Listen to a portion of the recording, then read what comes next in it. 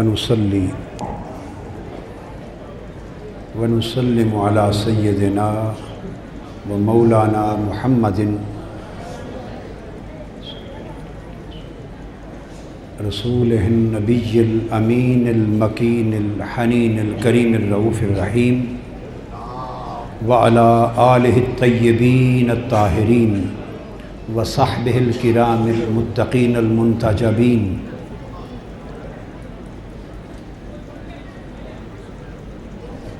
وأئمته الطيبين وأولياء أمته الكاملين. أما بعد فأعوذ بالله من الشيطان الرجيم. بسم الله الرحمن الرحيم. غلامان مصطفیٰ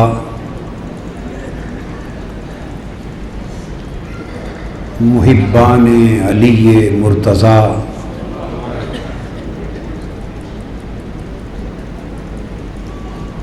سگان سیدہ فاطمۃ الزہرا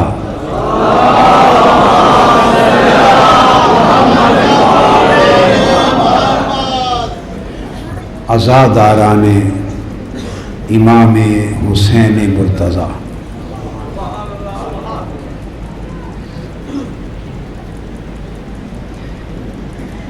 اللہ رب العزت کی توفیق سے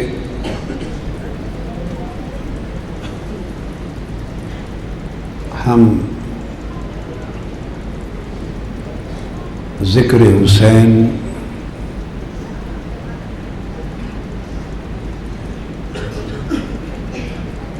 اور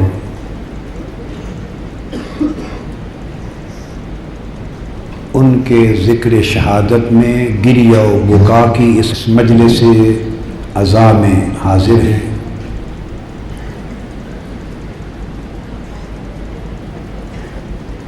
اور جملہ محبین متوسلین اور حسینی مشن کے سب علم برداران جو آج ذکر حسین سننے کے لیے قرب و جوار سے اور دور دراز سے اور لاہور کے اطراف و اکناف اور گرد و نواح سے آئے ہیں، سب کا آنا اس مجلس سے ذکر و گریہ و بکا میں یاد حسین میں بیٹھنا اور یاد کربلا میں آنسوؤں کو پرنم کرنا اور خوش نصیب آنکھوں سے غم کے قطروں کا آنسوؤں کا گرنا. میری دعا ہے کہ سب اللہ کی بارگاہ میں قبول ہو اور بارگاہ حسین میں پیش ہو، اور ہم سب کو شفاعت کے لیے چادر فاطمۃ الزہرا نصیب.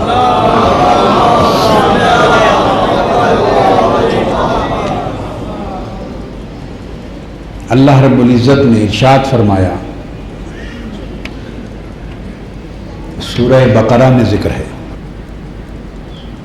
اس نے اپنے اولو العزم اور بزرگ پیغمبر سیدنا ابراہیم علیہ السلام کے امتحان لیے، انہیں طرح طرح کی آزمائشوں میں ڈالا، وہ ہر آزمائش میں کامیاب ہوئے.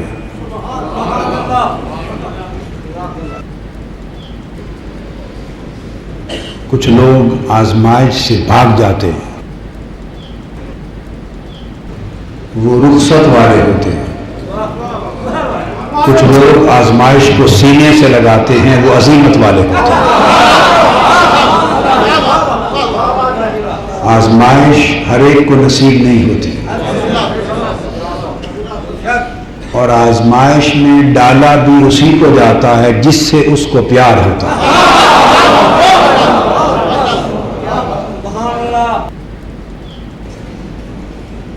اس نے اپنے ابراہیم سے پیار کیا اور اس پیار کے نتیجے میں انہیں ابتلا میں ڈالا.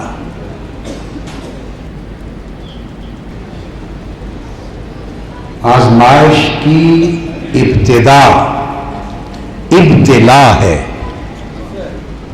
آزمائش کی ابتدا کیا ہے؟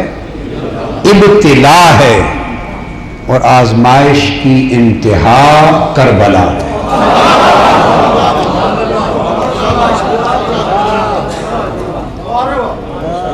وہ سلسلہ آزمائش جو ابتلائے ابراہیم سے شروع ہوا تھا،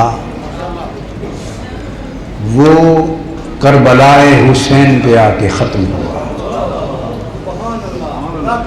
اللہ رب العزت نے فرمایا کہ ابراہیم کے رب نے انہیں آزمایا بہت سی باتوں میں، اور وہ ہر بات میں، ہر آزمائش میں پورے اترے، کامیاب ہو گئے۔ جب وہ کامیاب ہو گئے اور معیار پہ پورے اترے، امامت دینا چاہتا ہوں، انسانیت کی امامت، انسانیت کی پیشوائی، سو انہیں جد الانبیاء بنایا۔ انبیاء کے بہت سے سلسلے ہوئے، مگر وہ سارے سلسلے ابراہیم علیہ السلام سے شروع ہوئے، ان کو منبع اور سرچشمہ بنا دیا سلاسل نبوت کا۔ کبھی ظالم کو نہیں ملتی، اور ظالم کبھی امام نہیں ہوتا۔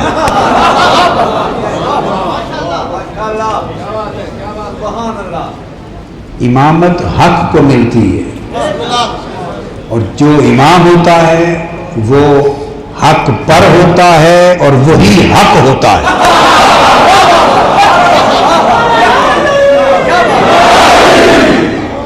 حق پر ہونا اور خود حق ہونا زمین آسمان کا فرق ہے۔ جو سیدھی راہ پر ہوں تو وہ بھی حق پر ہیں، مگر امام تو خود حق ہوتا ہے۔ جو اس امام کی راہ پہ چلتا ہے وہ اہل حق کہلاتا ہے۔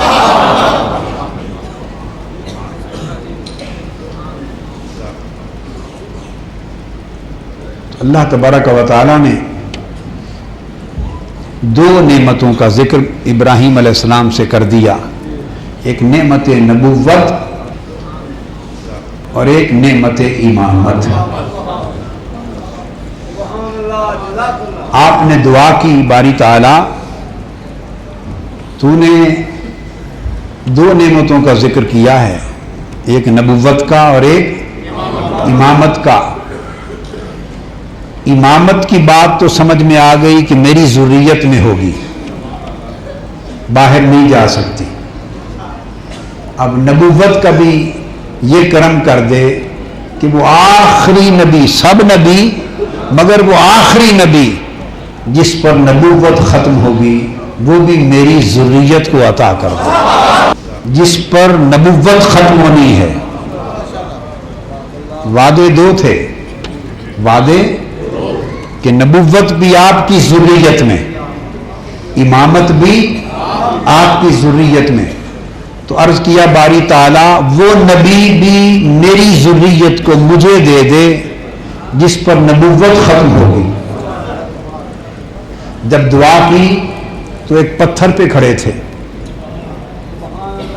ایک پتھر پہ کھڑے تھے، اور ساری عمر پتھریلی زمین تھی، پتھروں پہ کھڑے ہوتے ہی رہتے تھے اور پتھروں پہ چلتے ہی رہتے تھے، عمر ساری پتھروں پہ گزرتی تھی، پتھریلا علاقہ تھا،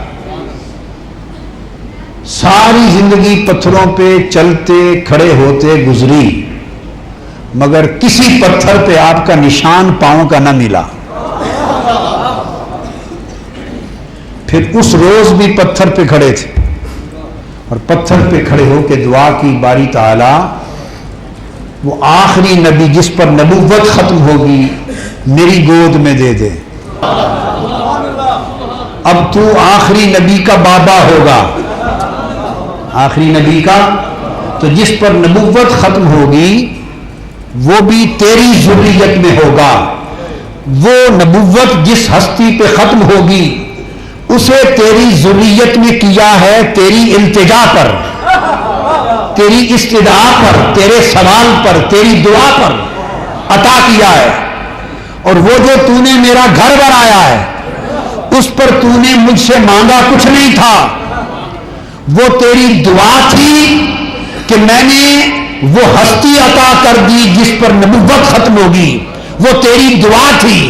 اور امامت تیری دعا نہیں میری عطا ہے، سو جس پر نبوت ختم ہوگی وہ بھی تجھ میں ہوگا، جس مہدی پر امامت ختم ہوگی وہ بھی تجھ میں ہوگا۔ تو فرمایا جس پر نبوت ختم ہوگی وہ تیری دعا پہ عطا کیا، اور جس پر امامت ختم ہوگی وہ میں نے عطا پر عطا کر دیا۔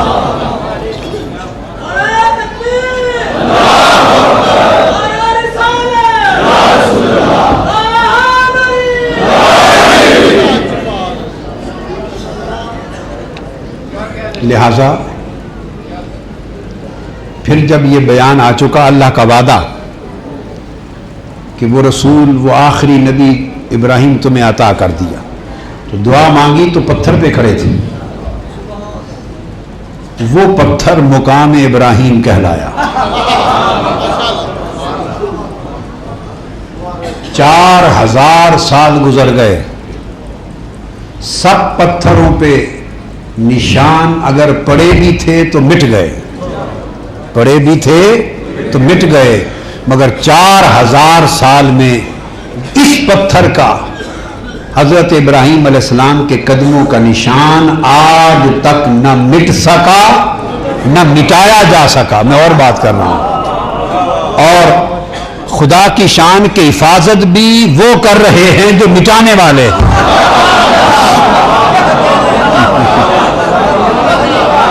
حفاظت بھی وہ کر رہے ہیں جو مٹانے والے ہیں۔ 4000 سال بیت گئے، وہ نشان مٹ نہیں سکا۔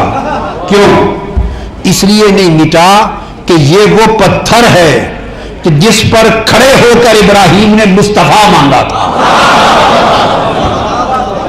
جس پر کھڑے ہو کر ابراہیم نے، یہ بات سمجھنے والی، ابراہیم نے مصطفیٰ مانگا تھا۔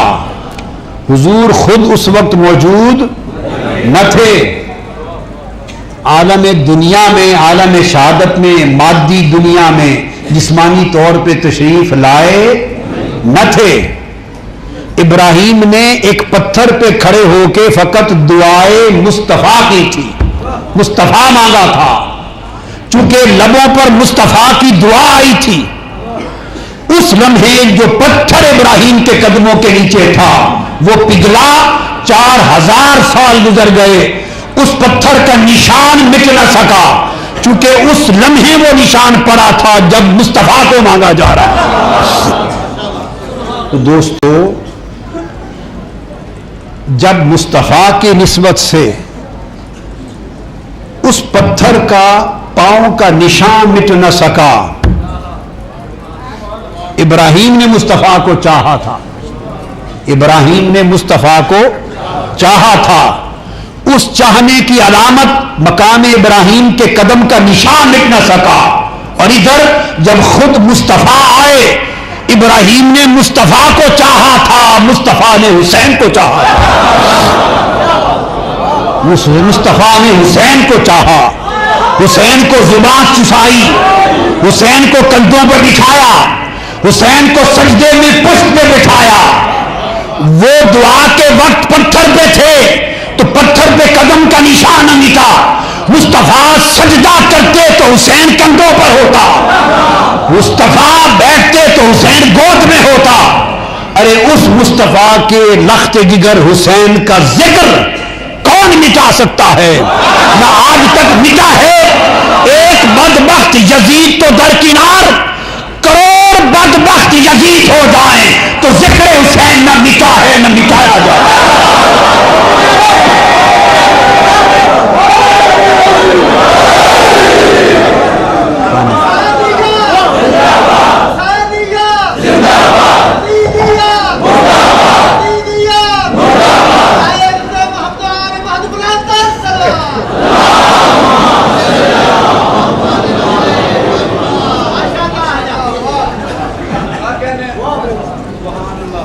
ہم بات کو شروع کرتے ہیں.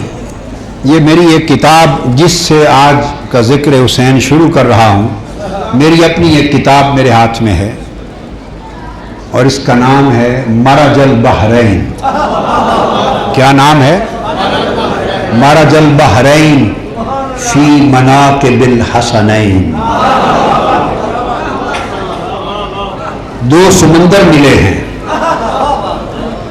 دو سمندر ملے ہیں. ایک سمندر ولایت کا، ایک سمندر عصمت و طہارت کا. ایک سمندر معرفت و ولایت کا، ایک عصمت و طہارت کا. معرفت و ولایت کا سمندر علی ہے، عصمت و طہارت کا سمندر فاطمہ ہے.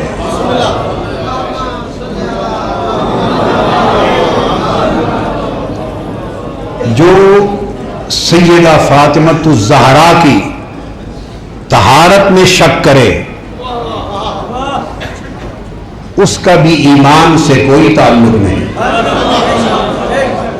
اور جو علی المرتضیٰ کی ولایت میں شک کرے، امامت و ولایت میں شک کرے، اس کا بھی ایمان سے کوئی واسطہ نہیں.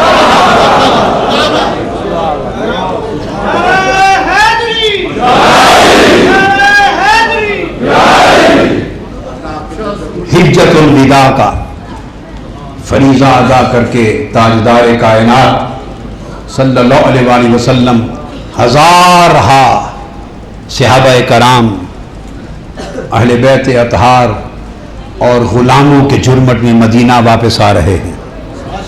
ہزارہا غلاموں کا جرمٹ ہے، اصحاب و احباب کا جرمٹ ہے. راستے میں ایک جگہ پڑاؤ کیا ہے، پوچھا اس میدان کا نام کیا ہے؟ بتایا گیا آقا اس میدان کا نام ہے غدیر. پڑاؤ کیا، نماز ظہر ادا کی. نماز ظہر کے بعد صحابہ کرام سے فرمایا میرے لیے منبر بنا دو. منبر لگ گیا، تاجدار کائنات منبر پہ قیام فرما ہوئے، اللہ کی ثنا کی، حمد و ثنا کے بعد اس کی توحید اور اپنی نبوت و رسالت کی شہادت دی. خطبہ ارشاد فرمایا، اور خطبہ ارشاد فرمانے کے بعد ہزارہا کے اجتماع سے سوال کیا.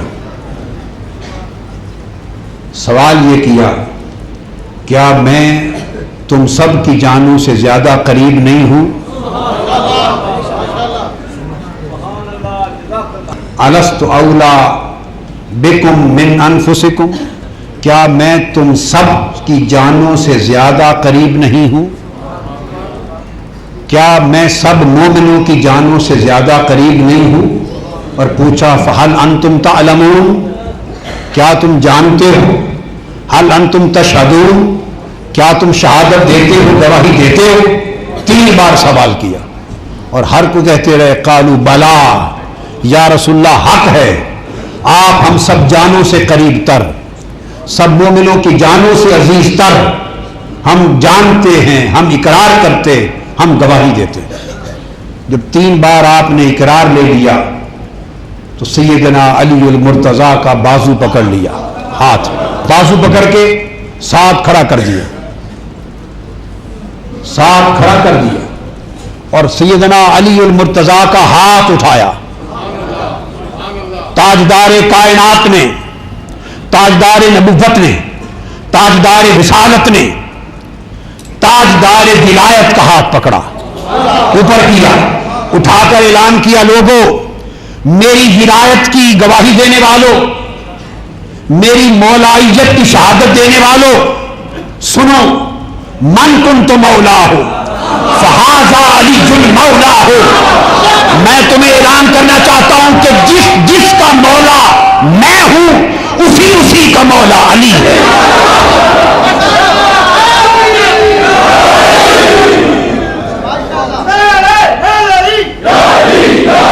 اور فرمایا ہوگا ولی کل مومن و مومنۃ، وہ آج کے بعد میری امت کے ہر مومن مرد ہر مومن عورت کا ولی ہے. فرمایا ہوگا ولیکم من بعدی، میرے بعد امت والے سن لو، میرے بعد ولی علی ہے، اور جس کا میں ولی ہوں اس کا علی ولی ہے، اور جس کا علی ولی نہیں اس کا میں بھی ولی نہیں. جس کا علی ولی نہیں اس کا میں بھی ولی نہیں. پھر آپ نے ہاتھ اٹھا دیے، ہاتھ اٹھا کے عرض کیا اللہم والی من والاہ، باری تعالیٰ جو علی کو ولی جانے تو بھی اسی کا ولی بن. پہلے فرمایا جس کا علی ولی ہے میں بھی اسی کا ولی ہوں. پھر عرض کیا باری تعالیٰ بات مجھ تک نہ رہ جائے، جس کا علی ولی ہو تو بھی اسی کا ولی بن، اور جو علی کو ولی نہ جانے خدایا تو بھی اس کا ولی نہ بن. سو اس اعلان غدیر کے بعد سے آج تک جس کا ولی علی ہے اسی کا ولی نبی ہے، اسی کا ولی مصطفیٰ ہے، اسی کا ولی خدا ہے. اور جو علی کو ولی نہیں جانتا نہ مصطفیٰ اس کا ولی ہے نہ خدا اس کا ولی ہے. اعلان کر دیا کہ میری بعثت کے بعد وہ جو وعدہ نبوت اور رسالت چلا آ رہا تھا وہ مجھ پر ختم ہو جائے گا. اب میرے بعد کوئی نبی اور کوئی رسول نہیں ہو سکتا، اور میری امت میں نبوت اور رسالت کا دروازہ بند ہے. اور اب میری نبوت اور رسالت کا فیض روحانی میرے بعد میری آل کے ذریعے سلسلہ ولایت و امامت سے چلے گا. اور ہاتھ کھڑا کر کے اعلان کر دیا کہ مجھ پر نبوت ختم اور علی سے ولایت شروع. حضور خاتم باب نبوت ہوئے، خاتم باب نبوت کا دروازہ بند کر دیا، اور علی فاتح باب ولایت ہوئے، علی سے ولایت کا دروازہ کھول دیا. اور سیدنا امام مہدی خاتم باب ولایت ہوں گے. جب وہ آئیں گے پھر ولایت ختم ہو جائے گی. میں یہ عرض کر رہا تھا، اور آمد رسالت، بعثت رسالت کے بیان کے بعد اس مقام پر اسی رکوع میں اللہ نے شہادت کا ذکر کیا ہے. یہ بات خاص طور پہ بتا رہا ہوں، یہ امامت اس خون شہادت کے ذریعے ہمیشہ کائنات تک تازہ ہوگی، اور امامت کا فیض خون شہادت کے ذریعے جائے گا. یہ وجہ ہے کہ شہادتیں تو بہت ہوئی اور طبی اموات بھی بہت ہوئی، مگر باب ولایت کا فاتح بھی شہید ہوا. علی المرتضیٰ ولی ثانی، امام ثانی حسن مجتبیٰ بھی شہید، امام حسین بھی شہید، اور آل اطہار میں اکثر ائمہ اطہار، آل پاک میں سلسلہ امامت میں اکثر ائمہ اطہار انہوں نے جام شہادت نوش کیا ہے. یہ قرآن کی اس آیت کی تصدیق ہے کہ شہادت اور امامت کا اس طرح جوڑ ہے. کیوں جوڑ ہے؟ ایک جملہ کہنا چاہتا ہوں، شہادت اور امامت کا جوڑ ہے. کیوں؟ اس لیے کہ امامت کبھی باطل سے سمجھوتا نہیں کرتی،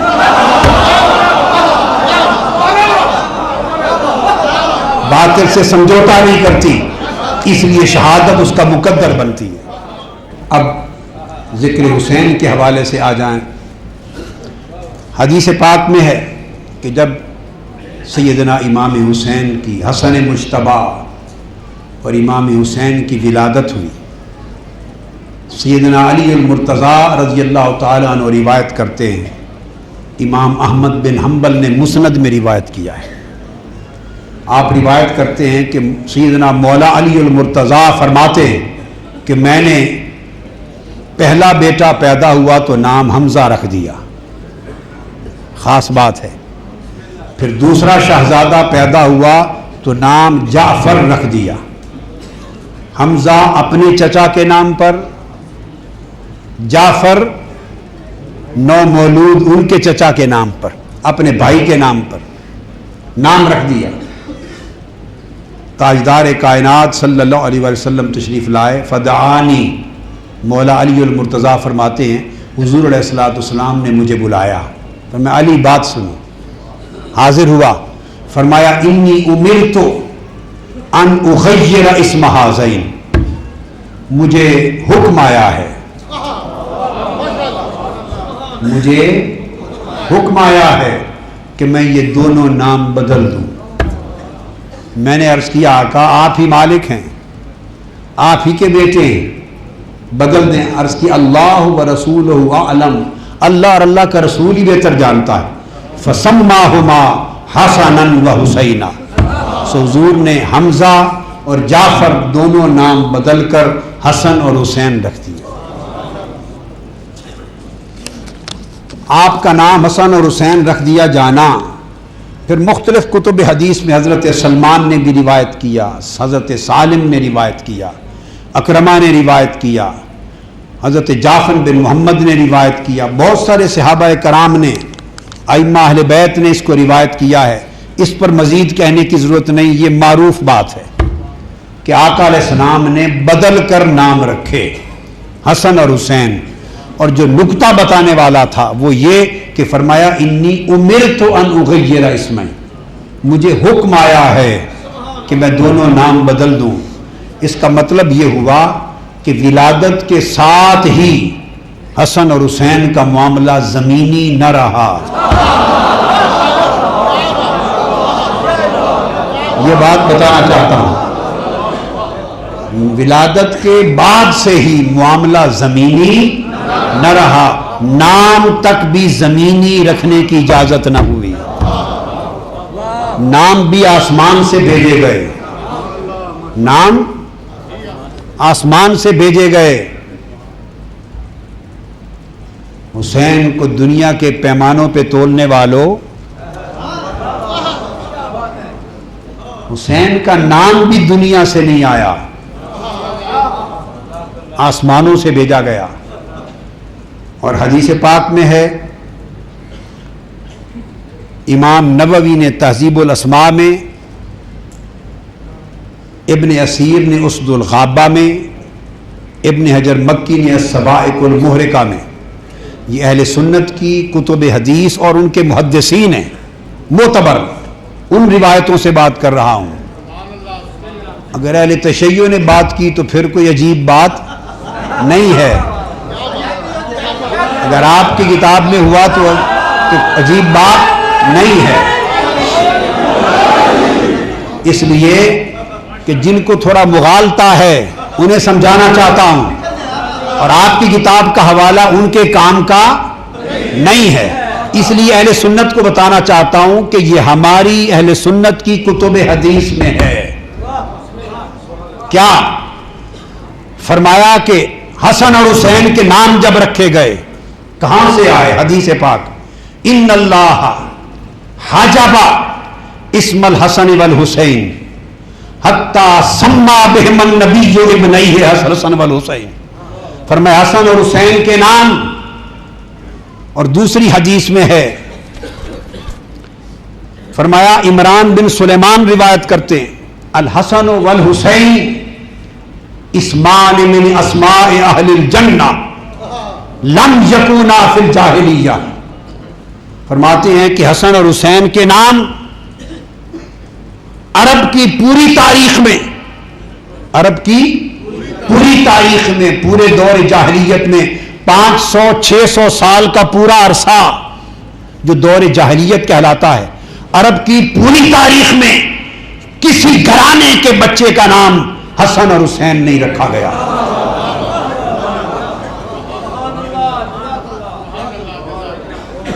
تاریخ عرب میں کسی بچے کا نام حسن اور حسین لم یکونا فی الجاہلیہ، جاہلیت کے دور میں یہ نام 500 سال تک کسی نے نہیں رکھا۔ ایک بات، 3 باتیں کہنا چاہتا ہوں کہ 500 سال کے پورے دور جاہلیت میں حسن اور حسین کسی اور کا نام نہیں ہوا۔ مصطفیٰ کی محبت کی خاطر رب کو یہ گوارا نہیں ہوا کہ جو محبوب ہونے والے ہیں مصطفیٰ کے ان کا نام بھی کسی اور کا رکھا گیا صلی اللہ علیہ وسلم۔ دوسرا، الحسن والحسین اسمان من اسماء اہل الجنہ۔ پھر یہ نام کہاں سے آئے یا رسول اللہ صلی اللہ علیہ وسلم، کہاں سے آئے؟ فرمایا یہ دونوں نام جنت کے نام ہیں، یہ زمین کے نام ہی نہیں ہے۔ اسمان من اسماء اہل الجنہ، یہ جنت کے ناموں میں سے دو نام آئے، یہ جنت کے دو نام ہیں۔ بات کلیئر ہو گئی۔ تو پھر اگر جنت کے نام ہیں تو جنت میں حوریں بھی رہتی تھیں، غلمان بھی تھے، ملک بھی تھے، ملائکہ فرشتے بھی تھے۔ اگر جنت کے ناموں میں سے ہیں تو کیا اہل جنت میں سے کسی کا نام پہلے حسن و حسین تھا؟ تیسرا سوال، پہلا سوال، حسن و حسین کی پیدائش سے پہلے تاریخ عرب میں کسی کا نام تھا؟ نہیں۔ دوسرا سوال، پھر یہ نام آئے کہاں سے؟ فرمایا یہ اہل جنت کے ناموں میں سے، اسماء جنت سے ہیں۔ تو کیا اہل جنت میں سے کسی کا یہ نام تھا حسن یا حسین؟ فرمایا نہیں۔ وہ کیوں نہیں تھا جب جنت کے ناموں میں سے ہیں؟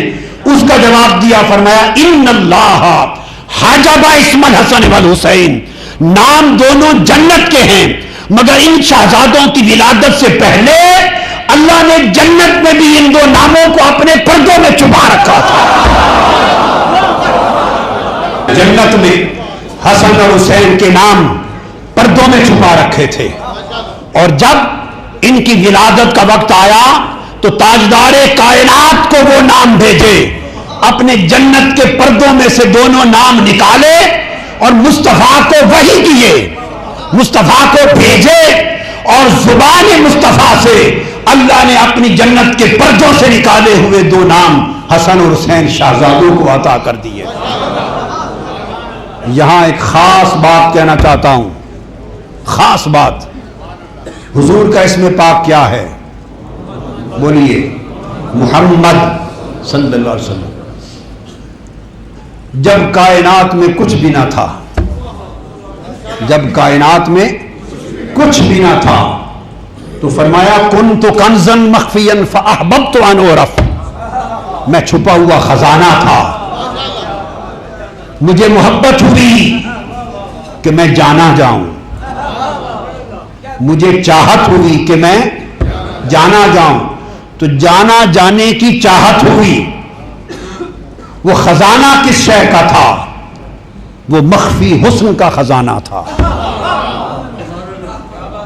مخفی، بولیے، حسن کا خزانہ تھا۔ میں نے چاہا کہ میرے حسن کو جانا جائے، فخلقت الخلق، میں نے خلق کو پیدا کیا، اور پہلی خلق جس نے حسن خدا کی معرفت لی اور جو اس کے امر کن کا نقش اول بنا اور اس کی توجہ اور چاہت کا پہلا مرکز بنا، وہ خلق اول مصطفیٰ تھی، خلق اول مصطفیٰ تھی، جو خدا کی توجہ کا پہلا مرکز بنا، اس کی چاہت کا پہلا مرکز بنا۔ سو مصطفیٰ نے خدا کی حمد کی، حمد کی، خدا کی حمد کی، اس کی حمد ہوئی، وہ محمود ہو گیا، اس کی حمد ہوئی، وہ محمود ہو گیا، چونکہ حمد کرنے والا مخلوق تھا۔ حمد کرنے والی حضور علیہ الصلوۃ والسلام کیا ہیں؟ خالق ہیں یا مخلوق؟ حمد کرنے والی مخلوق تھی خدا کی، سو مخلوق نے خدا کی حمد کی، اس کے حسن کی حمد کی، وہ محمود ہو گیا۔ اس محمود کو حمد کرنے والا اتنا پیارا لگا، اتنا محبوب ہوا کہ اس نے پھر اس کی حمد کی۔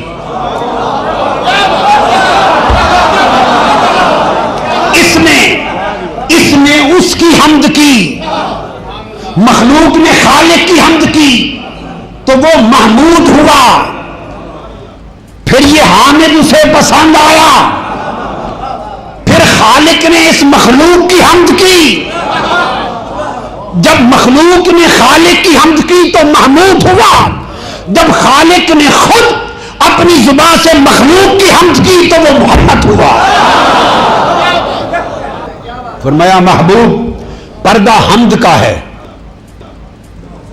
پردہ حمد کا ہے، میں محمود ہوں اور تیرے نام کو اپنے نام محمود میں سے نکالا ہے۔ سو محمد کا نام خدا کی حمد کے پردے میں تھا، محمد کا نام خدا کی حمد کے پردوں میں تھا۔ جب وہ محمود ہوا تو اس محمود نے محمود سے محمد نکالا، حمد کے پردوں سے محمد نکالا۔ تو لوگوں سن لو، محمد کو اس نے اپنی حمد کے پردوں میں چھپا رکھا تھا، اور حسن اور حسین کے دو نام خدا نے اپنے حسن کے پردے میں چھپا رکھے تھے۔ محمد کا مادہ حمد ہے اور حسن اور حسین کا مادہ حسن ہے۔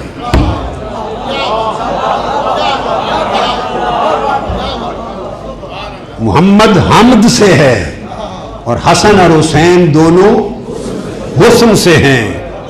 حمد بھی اسی کا پردہ تھا، حسن بھی اسی کا پردہ تھا۔ جب اس نے کہا کہ محمد، اس نے حمد کے پردے سے نکالا، سو اسی کو محمد کیا۔ تو جب محمد کی حمد ہوئی تو وہ محمد ہوا، جب اس نے حمد کی تو یہ احمد ہوا۔ اور قیامت کے دن ہوگا، عرش پر اللہ پاک دائیں جانب مصطفیٰ کی کرسی بچھائیں گے اور شفاعت کے مقام پر بٹھا کر لوگ پوچھیں گے یہ مقام کیا ہے؟ تو فرمایا جائے گا احمد بھی پہلے سے تھا، محمد بھی پہلے سے تھا، آج یہ مقام محمود کا بھی دے دیا ہے۔ تو محمد کو اپنی حمد کے پردے سے نکالا اور کہا محبوب جب میری چاہت تو ہے، میری چاہت تو ہے اور مجھے تیری چاہت کی بھی خبر ہے۔ ہائے ہائے ہائے ہائے ہائے ہائے ہائے، خدا کی چاہت مصطفیٰ ہے۔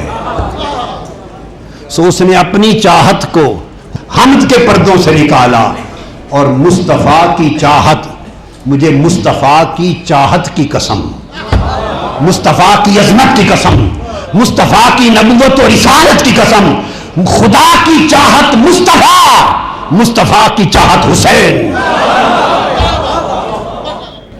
چونکہ وہ حضور کی چاہت ہے۔ جو خدا کی چاہت کو اذیت دے وہ کافر ہو جاتا ہے، اور حسین تو خدا کی دوہری چاہت ہے۔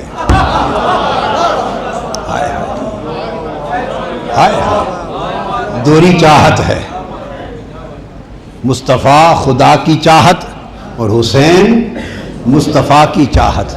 تو جو حسین کو اذیت دے وہ مسلمان کیسے رہ سکتا ہے؟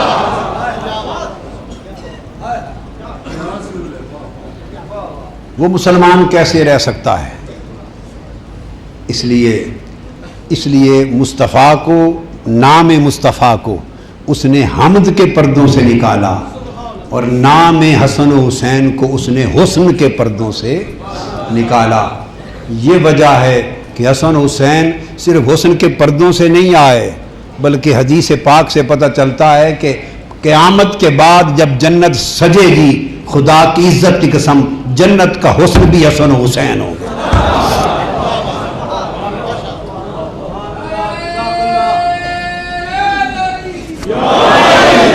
طبرانی میں حدیث ہے، ذہبی نے میزان الاعتدال میں، عسقلانی نے لسان المیزان میں، خطیب بغدادی نے، ابن عساکر نے، ابن حجر مکی نے، سب نے اس کو روایت کیا۔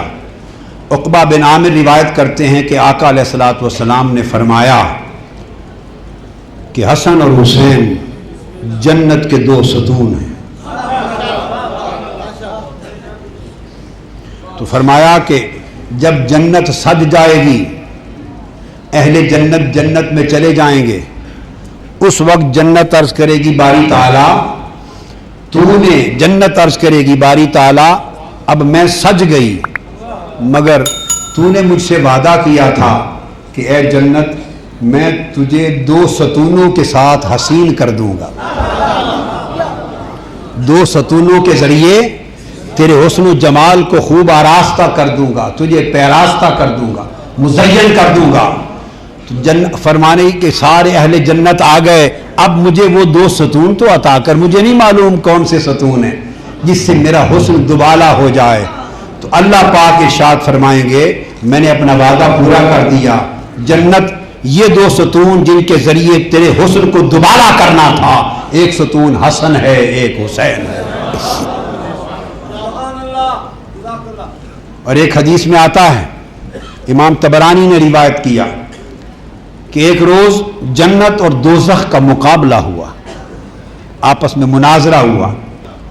اسے حیتمی نے مجمع الزوائد میں اور امام طبرانی نے المعجم میں اور اسی طرح عسقلانی نے بھی، ذہبی نے، محدثین نے روایت کیا کہ انس بن مالک رضی اللہ تعالیٰ عنہ روایت کرتے ہیں کہ جنت اور دوزخ میں مکالمہ ہوا، گفتگو۔ جنت نے کہا دوزخ کو انا خیر من کا، دوزخ میں تجھ سے بہت زیادہ بہتر ہوں، اچھی ہوں۔ دوزخ نے کہا نہیں، بل انا خیر من کا، نہیں میں تم سے بہتر ہوں۔ دوزخ نے کہا کیا؟ میں تم سے بہتر ہوں۔ جنت نے پوچھا تو کیسے بہتر ہو گئی؟ دوزخ نے کہا کل بڑے بڑے جو بادشاہ ہیں سب میرے پاس ہیں۔ واہ واہ۔ اس نے کہا یہ سارے جبابرہ کہتے ہیں جبرن حکومت پہ قبضہ کرنے والے، سب عامر، اور اس میں نام لیا نمرود اور فرعون، سب نمرود اور فرعون میرے پاس ہیں، بڑے بڑے جبابر میرے پاس ہیں، اس لیے میں اعلیٰ ہوں۔ دوزخ کی یہ بات سن کر جنت چپ کر گئی، جنت چپ کر گئی۔ اللہ پاک نے جنت کی طرف وحی بھیجی، پیغام بھیجا فرشتے کے ذریعے، اے جنت چپ نہ کر، خاموش نہ ہو، لاجواب نہ ہو، اس دوزخ کو جواب دے کہ تیرے پاس بدبخت جبابرہ ہیں، وہ سلطان و بادشاہ ہیں جو بدبخت ہیں۔ تیرے ساری انسانی تاریخ کے بادشاہ اور جھوٹے سلاطین اور جابر اور عامر ایک طرف، ان سے تو تیری بدبختی ہی بڑھے گی، میرے خوش بختی اور سعادت، حسن و جمال، عظمت و کمال اور بزرگی اور برتری کے لیے خدا نے کہا جنت اس کو کہہ دے صرف حسن و حسین 2 ہی کافی۔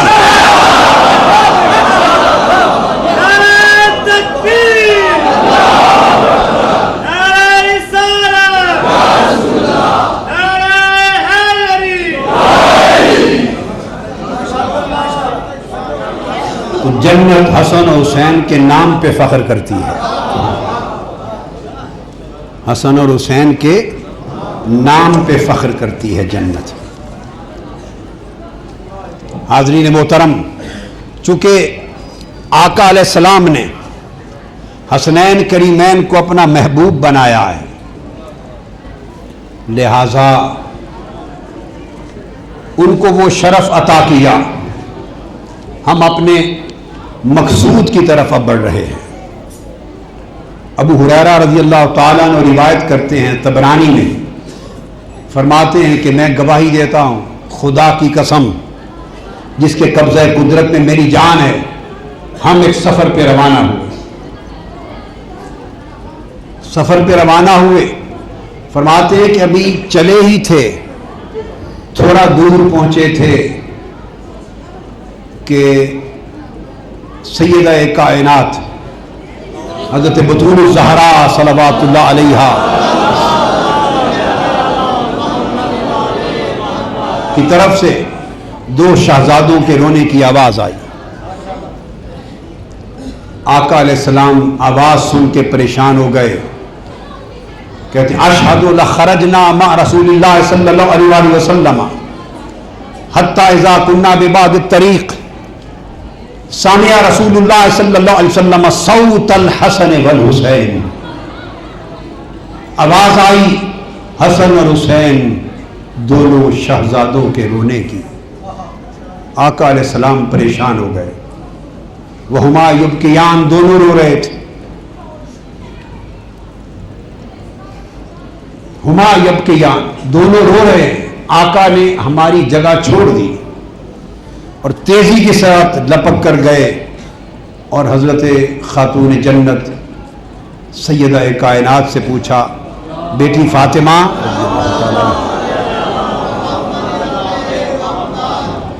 کیوں رو رہے ہیں؟ پوچھا میرے بیٹوں کو کیا ہوا؟ پوچھا میرے بیٹوں کو کیا ہوا؟ ان کا رونا گوارا نہیں ہوا۔ آپ نے عرض کیا، سیدہ نے عرض کیا، ابا جان انہیں پیاس بہت سخت ہے اور پاس پانی نہیں ہے، پیاس سے رو رہے ہیں۔ آقا صحابہ کرام کہتے ہیں ہماری طرف متوجہ ہوئے، بآواز بلند پوچھا پورے قافلے سے، کسی کے پاس کوئی پانی ہے؟ سب نے اپنی چھاگلیں الٹائیں، کسی کے پاس پانی کا قطرہ بھی نہیں تھا، پانی کی بڑی قلت تھی، سب بغیر پانی کے چل رہے تھے کہ راستے میں کہیں کوئی کنواں کوئی جگہ آئے گی تو لے لیں گے۔ اتنے میں آقا علیہ السلام واپس پلٹ کے گئے، فرمایا بیٹا پانی تو کسی کے پاس نہیں ہے، کسی کے کجاوے میں بھی پانی نہیں رکھا۔ آپ نے فرمایا سیدہ کائنات کو، بیٹا فاطمہ ایک کو میرے پاس کر دے۔ آپ نے چادر میں سے آگے شہزادے کو حضور علیہ السلام کی طرف کر دیا۔ صحابہ روایت کرتے ہیں آپ نے گود میں لے کر ہمارے سامنے دیکھتے دیکھتے اپنی زبان مبارک شہزادے کے منہ میں ڈال دی۔ شہزادہ آپ کی زبان مبارک چوسنے لگ گیا، اتنی دیر زبان چوسائی کہ اسے سیرابی ہو گئی، وہ چپ کر گئے۔ فرمایا پھر نہیں روئے، آپ نے واپس کر دیا، پھر فرمایا دوسرا شہزادہ دے دے، پھر دوسرے کو انہوں نے آگے کیا، آقا نے ان کو زبان چوسائی، دیر تک زبان چوساتے رہے حتیٰ کہ وہ بھی چپ کر گئے۔ فرمایا پھر وہ اس طرح سیراب ہوئے کہ پورے سفر میں دوبارہ پھر ہم نے ان کے رونے کی آواز نہیں سنی۔ میں اب آپ کو ان کی محبوبیت بتا رہا ہوں کہ تاجدار کائنات کی بارگاہ میں ان کی محبوبیت کا عالم کیا ہے۔ مسند احمد بن حنبل میں ہے حدیث اور بیہقی میں کہ آقا علیہ الصلوۃ والسلام، حضرت ابو ہریرہ روایت کرتے ہیں ہم آقا کے ساتھ با جماعت نماز عشاء ادا کر رہے ہیں، مسجد میں با جماعت نماز عشاء۔ فرمایا کہ حضور صلی اللہ علیہ وآلہ وسلم حالت نماز میں سجدے میں گئے، حسن اور حسین دونوں شہزادے دوڑ کر آپ کی پشت پر چڑھ گئے، جماعت ہو رہی ہے، حسن اور حسین دونوں شہزادے آپ کی پشت مبارک پر چڑھ گئے۔ آقا علیہ السلام نے جب سجدے سے سر اٹھایا تو دونوں کو بازوؤں سے اٹھا کے اپنی گود میں کر لیا، بازوؤں سے دونوں کو پکڑ کے اپنی گود میں کر لیا، آہستہ سے آہستہ سے۔ پھر دوبارہ سجدے میں گئے آقا علیہ الصلوۃ والسلام، تو جب سجدے میں گئے تو وہ دونوں پھر آپ کی کندھوں پر چڑھ گئے۔ جب حضور اترتے تو کہیں وہ گرے نہیں، چوٹ نہ لگ جائے، آہستہ سے حالت نماز میں اٹھا کے کھڑا کر دیتے۔ جب سجدے میں جاتے وہ سجدے میں کمر پہ چڑھ جاتے، اور پھر جب تشہد میں بیٹھے تو گود میں بیٹھ گئے، حتیٰ کہ نماز سے فارغ ہوئے اور فارغ ہو کر دونوں کو اٹھا کے اپنی گود میں بٹھا لیا۔ حالت نماز میں کوئی اپنے بیٹوں کو کندھوں پر سجدوں پر اٹھاتا رہے، اتارتا رہے، اٹھاتا رہے، اتارتا رہے، بٹھاتا رہے، چڑھاتا رہے، گود میں بٹھاتا رہے۔ ارے یہ نماز ہو رہی ہے اللہ کی، یہ نماز ہو رہی ہے، یہ حسن اور حسین کو بہلایا جا رہا ہے، خدا کی عبادت میں حسنین کو بہلایا جا رہا ہے، اور یہ مصطفیٰ کی نماز ہے، مصطفیٰ کی نماز ہے۔ پھر حدیث پاک میں ہے جو میں آگے بتانا چاہتا ہوں، بہقی میں سنن کبریٰ، صحابہ کہتے ہیں کہ اسی طرح ہم نے ایک روز حالت نماز میں دیکھا کہ سجدے میں شہزادے حضور کے کندھوں پہ چڑھ جاتے، پھر آرام سے اتر آتے، پھر چڑھ جاتے، اتر آتے، ساری نماز میں یہ کیفیت ہوئی۔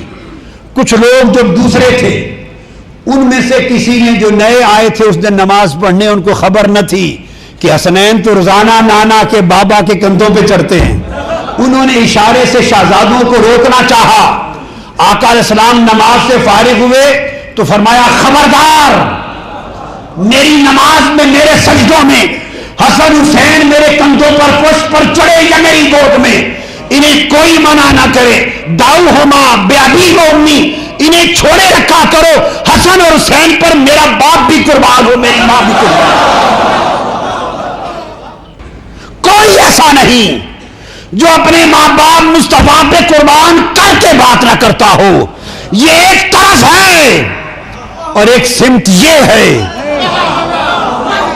کہ حضرت عبداللہ بن عمر روایت کرتے ہیں اور حضرت عمر فاروق روایت کرتے ہیں، کہتے ہیں خدا کی قسم جس کے قبضہ قدرت میں ہماری جان ہے، ہم نے اپنے کانوں سے سنا کہ سیدہ کائنات فاطمہ الزہرا حضور ان سے مخاطب تھے،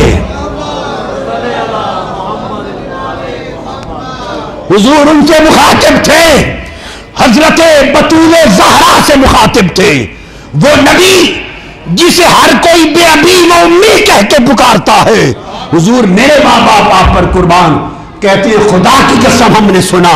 حضور نے حضرت فاطمہ سے بات کی تو فرمایا بے ابی انت و امی یا فاطمہ، بیٹی فاطمہ میرے ماں باپ تجھ پر قربان ہو، فاطمہ میرے ماں باپ تجھ پر قربان ہو۔ اور آج کہہ رہے ہیں حسن و حسین میرے ماں باپ تجھ پر قربان ہو۔ اور آقا علیہ السلام یہ اللہ کا پیغمبر ہے، نماز میں آئے تو شہزادوں کو کندھوں پہ چڑھا لے، فارغ ہو کے بیٹھے تو شہزادوں کو گود میں بٹھا لے، اور پھر اندر کی بات نہیں، باہر گلی کوچہ بازار میں چلے تو شہزادوں کو کندھوں پہ اٹھا لے۔ آپ میں سے بھی کوئی سنجیدہ سے سنجیدہ باپ ہونا اور اولاد سے جتنی محبت ہو، گھر میں جو چاہے کرتا پھرے، باہر نکلے تو کندھوں پہ بٹھا کے کوئی بیٹوں کو نہیں لے کے چلتا۔ خدا جانے اس محبت کا عالم کیا تھا، جس کے قدم چومنے کے لیے عرش ترستا ہے، جس کی ایک جھلک دیکھنے کے لیے کچھ سیاہ فلک ترستے ہیں، جو شب معراج براق چھوڑ کے اوپر جاتا ہے تو نور حق رف رف کا تخت بن کے مصطفیٰ کا لینے آتا ہے، اور مقام کعبہ کوسین پر جو مصطفیٰ پہنچتا ہے، حکم آتا ہے خدا کی طرف سے مصطفیٰ رک جا، یہاں تک تو چل کے آیا ہے، آگے میں چل کے آتا ہوں۔ جس کا استقبال رحمت خدا بندی کعبہ کوسین ادنا پہ کرے وہ مصطفیٰ باہر نکلتے ہیں۔ حضرت براء بن عازب روایت کرتے ہیں کہ باہر نکلے تو آقا علیہ الصلوۃ والسلام نے حضور کو اٹھا لیا تھا۔ پہلے تو وہ حدیث ہے کہ اپنے پشت پہ اٹھا لیا تھا، پشت پر دونوں کو اٹھائے ہوئے تھے، تو کسی نے چونکہ سجدے میں تھے حضور، پشت پہ اٹھا لیا تھا، کسی نے شہزادوں سے کہا خوش نصیب ہو، تمہاری سواری کتنی اچھی ہے، تمہاری سواری کتنی اچھی ہے۔ اور اسی طرح ایک روز آقا گلی میں جا رہے ہیں کندھوں پر بٹھا کر، حضرت ابو ہریرہ روایت کرتے کہ جب سواری کندھوں پر جا رہی تو کہتے دنیا نے دیکھا کہ حسن اور حسین کو دائیں اور بائیں کندھے پر بٹھا کر شہر مدینہ کی گلی میں چل رہے ہیں۔ اور حضرت عمر فاروق روایت کرتے ہیں، حدیث بزار نے مسند میں روایت کی اور مجمع الزوائد میں، سیدنا عمر فاروق روایت کرتے ہیں کہ گلیوں میں ہم نے دیکھا آقا نے حسن و حسین کو کندھوں پہ بٹھا رکھا تھا، اور دیکھ کے میں نے عرض کیا شہزادوں کو مبارک تمہاری سواری کتنی اچھی ہے۔ حضور نے جواب دیا عمر سواری کو دیکھ رہا ہے، مجھے مبارک دو سوار کتنے اچھے ہیں، مبارک دو سوار کتنے اچھے ہیں۔ مصطفیٰ کو اپنے سواروں پر فخر ہے، اپنے سواروں پر فخر ہے۔ بیٹھے تو سینے پر لٹا لیں، چلیں تو کندھوں پر بٹھا لیں، پیاس ہو تو زبان منہ میں ڈال دیں، نماز پڑھیں تو اٹھا لیں، سجدہ کریں تو پشت پہ بٹھا لیں۔ اور ایک صحابی کہتے ہیں رات کا وقت تھا، ہمیں کوئی کام تھا، ہم آقا سے ملنے آئے، ترمذی شریف سے آسفتہ میں حدیثیں، ملنے آئے، آقا کی خدمت میں آ کے بیٹھ گئے۔ آپ نے ایک بڑی سی چادر اپنے اوپر اوڑھ رکھی تھی، ایک کملی اوڑھ رکھی تھی، اس کو کھولا نہیں، ایسے لگتا تھا چادر بڑی لگ رہی، لگتا تھا اس کے اندر کچھ ہے۔ حضور سے کچھ بات پوچھی، حاجت پوچھی، جواب لے لیا۔ جب ہم رخصت ہونے لگے، اجازت چاہنے سے پہلے پوچھا آقا آج چادر کے اندر کچھ لگتا ہے، خلاف معمول کچھ ہے، اوپر چادر ہے، حضور چادر کے اندر کیا ہے؟ تو حضور نے جب بات سنی تو آپ مسکرا پڑے، آپ مسکرا پڑے، اور مسکرا کے آپ نے فرمایا کہ یہ چادر جو ہٹائی تو فرماتے ہیں خدا کی قسم حضور کے پہلو میں دائیں بائیں حسن و حسین تھے، لپٹے ہوئے تھے، اور لپٹا کر آقا علیہ السلام ان کو اپنے جسم کے اندر چادر میں لپٹائے ہوئے تھے۔ ہم نے پوچھا یا رسول اللہ فکشفہ فاذا حسن و حسین علی رکبیہ فقال ھذان ابنائی، چادر جو ہٹائی تو حسن و حسین اندر تھے، اور فرمایا یہ میرے حسن اور حسین ہیں۔ یہ کہہ کر فرمانے لگے سنو میں ان سے بہت محبت کرتا ہوں، اور ہاتھ اٹھا لیے کہ اللہم انی احبہما فاحبہما واحب من احبہما، اے اللہ میں حسن و حسین سے بڑی محبت کرتا ہوں، تو بھی ان سے محبت کر، اور جو ان سے محبت کرے تو ان سے بھی محبت کر۔ محبان حسین کو مبارک ہو کہ جو حسین سے محبت کرتے ہیں انہیں اللہ کی محبت بھی نصیب ہوتی۔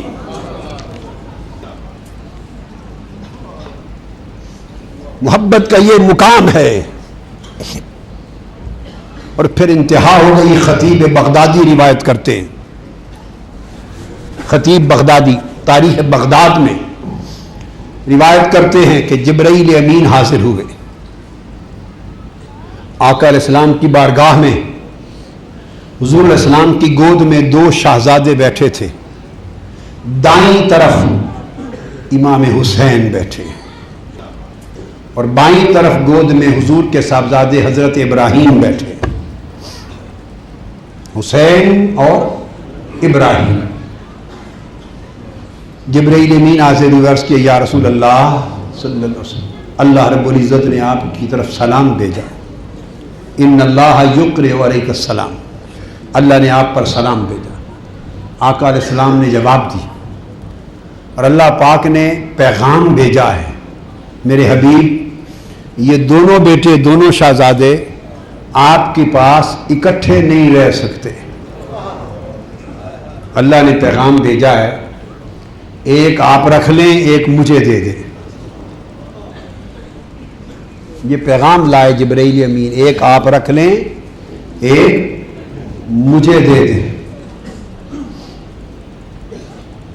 اور اللہ نے فرمایا ہے کہ ایک کو ایک سے فدیہ کر لیں، ایک کو ایک سے فدیہ کر لیں، ایک رکھ لیں اور اس کے بدلے دوسرا مجھے دے دیں۔ آقا علیہ السلام نے یہ بات سن کر ادھر دیکھا، حضرت ابراہیم کو دیکھا، سیدنا ابراہیم کو، چشمان مقدس سے آنسو آ گئے، آنسو ٹپک پڑے۔ پھر سیدنا حسین کو دیکھا، چشمان مقدس سے آنسو ٹپک پڑے۔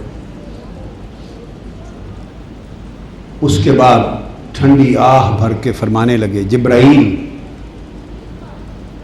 اگر تمہیں ابراہیم دیتا ہوں ایک کو رکھ لوں اور ایک کو دے دوں، اور اگر ابراہیم اپنا بیٹا تمہیں دیتا ہوں تو تنہا اس کی ماں تو ہے مگر میں روؤں گا.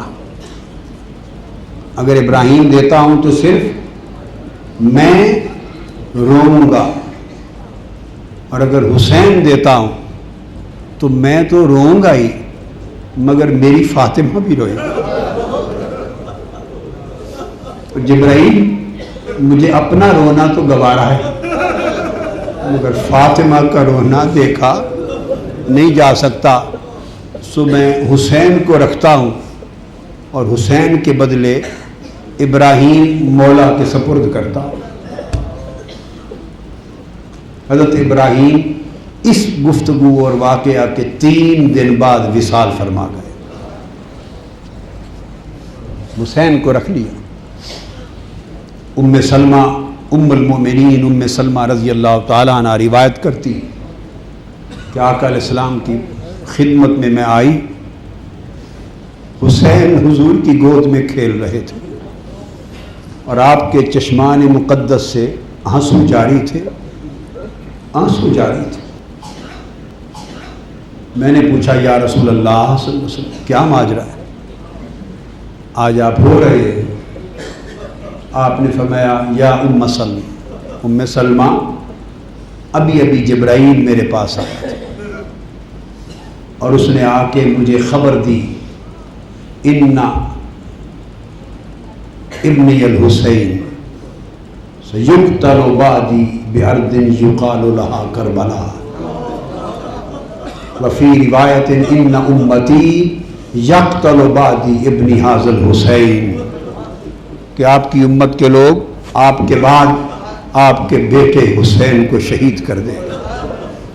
مجھے جبرائیل امین نے خبر دی ہے کہ آپ کے یہ پیارا شہزادہ حسین آپ کے بعد سرزمین کربلا میں شہید کر دیا جائے.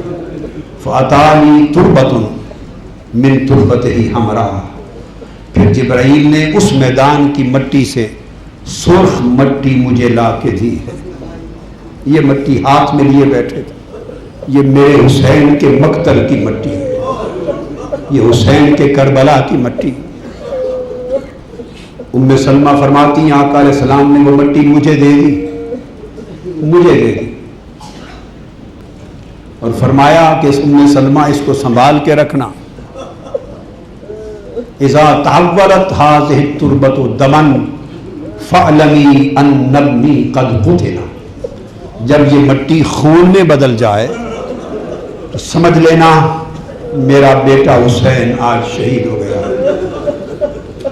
ام سلمہ فرماتی ہیں کہ میں نے وہ مٹی سنبھال کے شیشی میں رکھ لی. زمانہ گزر گیا، سمجھے 48 سال گزر گئے، 50 سال کے قریب زمانہ گزر گیا. 50 52 53 سال کا زمانہ گزر گیا، 54 55 سال ایک زمانہ گزر گیا. مٹی میں نے اپنی شیشی میں رکھی، ہر روز اٹھ کے دیکھتی.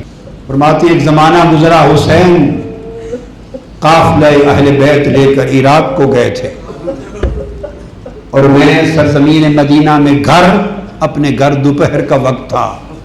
کچھ خبر کسی کو نہ تھی کہ زمین پر کیا بیت چکا ہے. لیٹی تھی، اچانک خواب میں آقا علیہ الصلوۃ والسلام تشریف لائے. جب تشریف لائے خواب میں تو میں نے آپ کو دیکھا وَعَلَى لِحْيَتِهِ وَرَأْسِهِ تُرَابٌ وَعَلَى رَأْسِهِ بَلِيَّةِ تُرَابٌ. میں نے عرض کیا یا رسول اللہ ما لکا یا رسول اللہ، فقال شہدت قتل الحسین آنفا. خواب میں آئے آقا، دوپہر کا وقت تھا، آپ کے سر انور پر اور ریش مبارک پر گرد تھی خاک کربلا تھی. میں نے گھبرا کے پوچھا یا رسول اللہ کیا ماجرا ہے؟ میں ام سلمہ میں ابھی مقتل حسین سے آ رہا ہوں، ابھی شہادت حسین سے آ رہا ہوں. ام سلمہ فرماتی ہیں کہ اٹھ گئی، میری آنکھ کھلی، دوڑ کے لپکی، شیشی کی مٹی کو دیکھا تو مٹی خون بن چکی تھی. میں نے کہا قد قتل ابن المصطفیٰ الحسین، مصطفیٰ کے بیٹے حسین شہید ہو گئے. ادھر مکہ میں حضرت عبداللہ ابن عباس روایت کرتے ہیں کہ دوپہر کا وقت ہے، وہ لیٹے، آقا علیہ السلام تشریف لائے، خواب میں اشعث اغبر گردآلود ہیں، وبیدہ قارورۃ فیہا دم، آپ کے دست مبارک میں ایک شیشی ہے، اس میں خون ہے۔ میں نے پوچھا آقا یہ خون کیا ہے؟ فرمایا دم حسین و اصحابہ، یہ حسین اور اصحاب حسین اور اہل بیت حسین کا خون ہے۔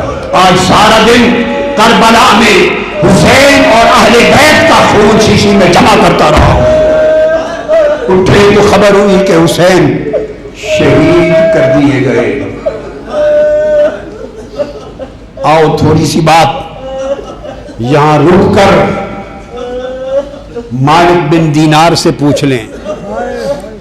مالک بن دینار روایت کرتے کہ میں حج کے لیے چلا، حج کے لیے چلا تو میں نے دیکھا کہ ایک بڑی ضعیف عورت ہے، ضعیف عورت ہے، نورانی عورت ہے، ضعیف، کمزور، نحیف اور لاغر، وہ بھی گھوڑے پر قافلے کے ساتھ حج پر جانا چاہتی۔ لوگ منع کرتے رہے کہ آپ کا گھوڑا سفر میں ساتھ نہیں دے سکے گا، مگر وہ خاتون ضعیفہ کہتی ہیں نہیں میں نے جانا ہے، چل پڑی۔ تھوڑی دیر ہی سفر کیا تھا کہ وہ گھوڑا گر پڑا، کمزور تھا، سفر کی تاب نہ لا سکا، گر پڑا۔ آپ ضعیفہ کو دیکھا زمین پر آ بیٹھی اور زمین پر بیٹھ کر اللہ کی طرف اوپر چہرہ کر کے عرض کرنے لگی مولا اگر میرے ساتھ یہ معاملہ کوئی اور کرتا تو میں تیرے ساتھ شکوہ کرتی، مگر اب شکوہ کس سے کروں؟ اتنی بات کی ہی تھی کہ اچانک کوئی سوار آیا ایک اونٹ لے کر، اس نے سواری اس ضعیفہ کے پاس بٹھا دی، عرض کیا حضرت بی بی جی اس پر بیٹھے۔ ضعیفہ مائی سواری پر بیٹھی، اونٹ اٹھا، ایک قدم چلا اور دل میں ہماری آنکھوں کے سامنے اوجھل ہو گیا۔ پھر وہ ضعیفہ اور سواری نظر نہیں آئی۔ قافلہ مکہ معظمہ پہنچا، کہتے ہم حج کے لیے پہنچے اور سینے کعبہ میں تھے اور حرم میں طواف کر رہے تھے۔ مالک بن دینار کہتے ہیں کہ میں دوران طواف دیکھا وہی ضعیفہ خاتون طواف میں ہے۔ میں ان کے پاس چلا گیا، میں نے پوچھا اس ضعیفہ خاتون سے کہ آپ کا اتنا بلند بخت، اتنا درجہ، اتنی سعادت، اتنی بلندی، اتنا روحانی مقام کہ عالم غیب سے سواری لے کے آیا اور آپ کو اس نے مکہ پہنچا دیا۔ خوشبخت خاتون، برگزیدہ خاتون، اپنا تعارف حسب نسب تو بتا دے کہ ہو کون؟ اس ضعیفہ نے سر اٹھا کے کہا مالک بن دینار مجھے فضہ کہتے ہیں، اور میں سیدہ فاطمہ الزہرا کی کنیز تھی اور میں حسن اور حسین کو گود میں لے کے کھلاتی تھی، ان کی نوکرانی فضہ ہوں۔ ورقہ کہتے ہیں یہاں ہم نے پکڑ لیا، عرض کیا کہ حضرت بی بی جی بیٹھ کر طواف سے فارغ ہو کر ہمیں حضرت بی بی فاطمہ الزہرا کا کوئی حال سنا دینا۔ حضرت فضہ بیٹھ گئی اور کہنے لگی تمہیں ان کا حال کیا سناؤں؟ جب تاجدار کائنات کا وصال ہو گیا تو پھر ان کا جینا محال ہو گیا تھا۔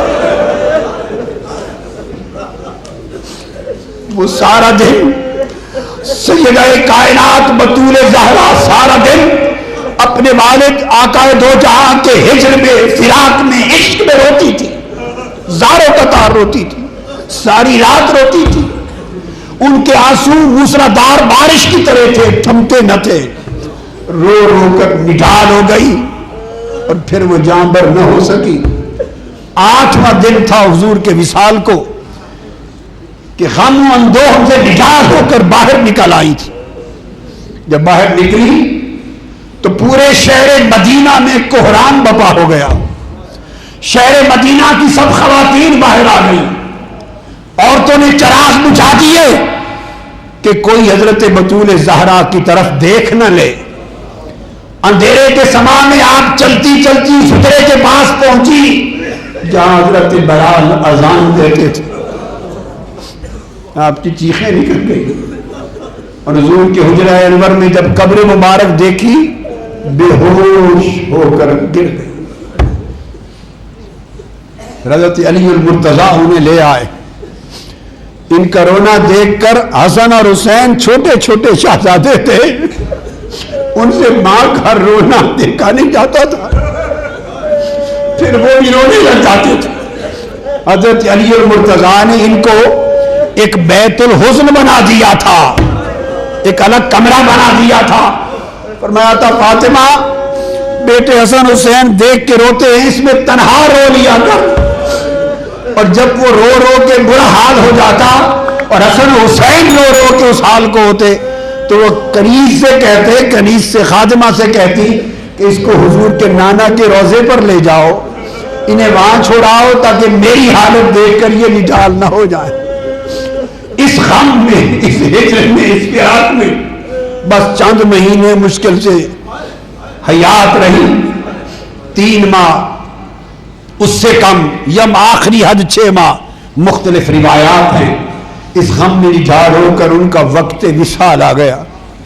جب وصال کا وقت آیا تو حسن اور حسین کو قریب بلا لیا. حضرت فضہ بیان کرتی ہے کہ حسن اور حسین اپنی ماں سیدہ بطول زہرا کا حال دیکھ کر, چھوٹے ننھے شہزادے تھے, ابھی سمجھ بھی نہ تھی کہ کیا ہو رہا ہے, ان کا حال دیکھ کر چمٹ گئے, رونے لگ گئے. اتنا روئے, اتنا روئے, اتنا روئے کہ ایک فرشتے نے آ کے مولا علی المرتضیٰ سے کہا کہ حسنین کریمین کو چپ کرا دو, اب تو آسمانوں کے ملائکہ بھی رونے لگ گئے.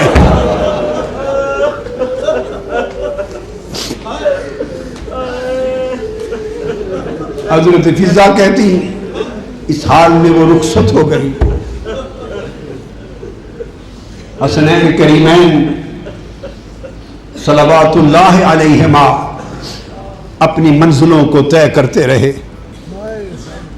اور طے کرتے کرتے اس دن تک ان کی منزل سفر آ پہنچی جس دن کا آقا نے خون آلود مٹی دے کر اس منزل شہادت کا اشارہ دے دیا تھا. حسین کربلا میں ہیں, اہل بیت کا قافلہ وہاں ہے. 10 محرم الحرام کی عاشور کی رات آ گئی, شب عاشور آ گئی. آپ کی ہمشیرہ سیدہ زینب رضی اللہ تعالی عنہ سلام اللہ علیہ, سلام اللہ علیہ و صلوات اللہ علیہ, اپنے بھائی حضرت امام حسین کے خیمے میں گئیں دیکھنے کے لیے کہ بھائی تنہا بیٹھا. آپ ٹیک لگا کر تنہا شب عاشور قرآن کی تلاوت میں مشغول ہے. آپ کو خیال آیا کہ میں اہل بیت کے خیموں میں جاؤں, بھائی عباس سے کہوں اور دوسروں سے کہوں کہ حسین اکیلا ہے, آخری رات ہے, کل خبر نہیں کیا ہو جائے, اور رات خیمے میں حسین اکیلا ہے, کوئی تو اس کے ساتھ بیٹھا. جب یہ کہنے گئی تو سارے اہل بیت کے جوان حضرت عباس کے گرد جمع ہیں. وہ باہر دروازے کے ساتھ ٹیک لگا کے اندھیرے میں سونے لگی. عباس علمدار ان سے فرما رہے ہیں اہل بیت کے جوانوں کل کیا کرو گے؟ وہ کہہ رہے ہیں حسین کی خاطر کٹ جائیں گے. وہ پوچھ رہے ہیں میرے پاس عہد کرتے ہو, حلف کرتے ہو؟ سب نے کھڑے ہو کے حلف اٹھایا کہ ہمارے لاشیں حسین کے قدموں میں گر جائیں گے, اور جب تک ہم میں سے کوئی ایک بھی زندہ ہے اس وقت تک ہم شاہ حسین کی طرف, امام حسین کی طرف کوئی میلی آنکھ اٹھنے نہ دیں گے. حضرت سیدہ زینب کا دل خوش ہوا کہ اہل بیت کے جوان میرے بھائی حسین کے لیے حلف لے رہے ہیں. پھر آپ گئیں اصحاب حسین کی طرف, جو باقی اہل بیت کے علاوہ جو اصحاب اور احباب میں سے آئے ہوئے تھے. ادھر دیکھا تو ادھر حبیب ابن مظاہر کے گرد سارے اصحاب و احباب جمع ہیں. اور حبیب ابن مظاہر پوچھ رہے ہیں کہ کل کیا کرو گے؟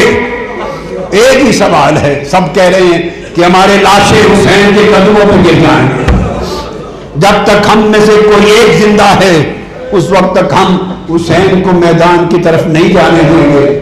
عہد ہو رہے ہیں، حلف ہو رہے ہیں. اس کے بعد چل کے آپ امام علی مقام کی بارگاہ میں گئی اور امام علی مقام کے پاس پہنچی تو حبیب ابن مظاہر آئے. آپ نے فرمایا اپنے خیمے میں بیٹھے. امام علی مقام نے حبیب ابن مظاہر کو بلا کے کہا حبیب ابن مظاہر کل میں شہید ہو جانے والا ہوں. میرے بعد اہل بیت کا قافلہ اور رسول کی شہزادیاں اسیر بنا لی جائیں. اہل بیت کے لوگ قیدی بنا لیے جائیں گے. تم جا کے اپنے اصحاب و احباب کے خیموں میں کہو جس جس کی بیویاں ساتھ آئی ہیں وہ محفوظ مقام پر فلاں قبیلے میں چلی جائیں. رات ہی انہیں محفوظ مقام پر فلاں قبیلے میں بھیج دو.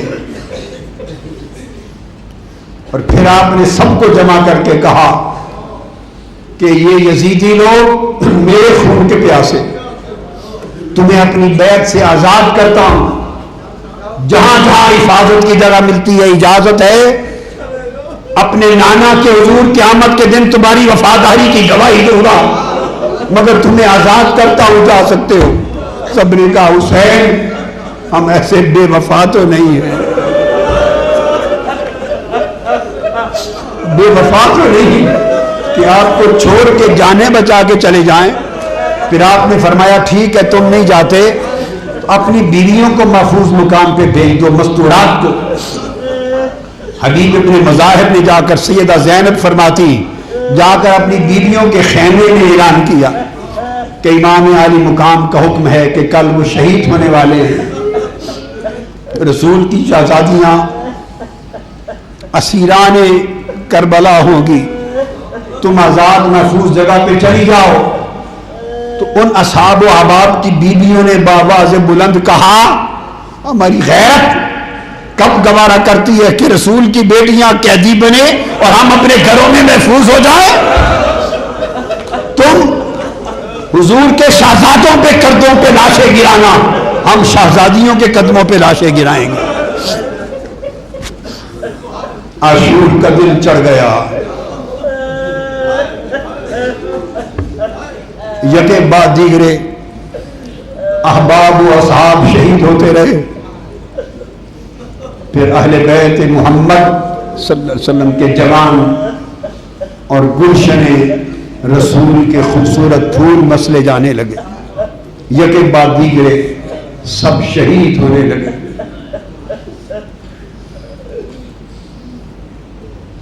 جب ہر کوئی اپنے اپنے وقت پر جام شہادت نوش کر چکا تو آخر میں حضرت علی اکبر کی بات آئی.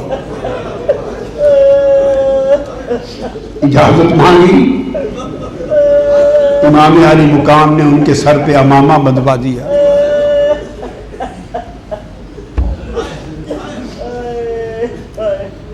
تلوار تھما دی، دعاؤں کے ساتھ محبتوں کے ساتھ رخصت کیا.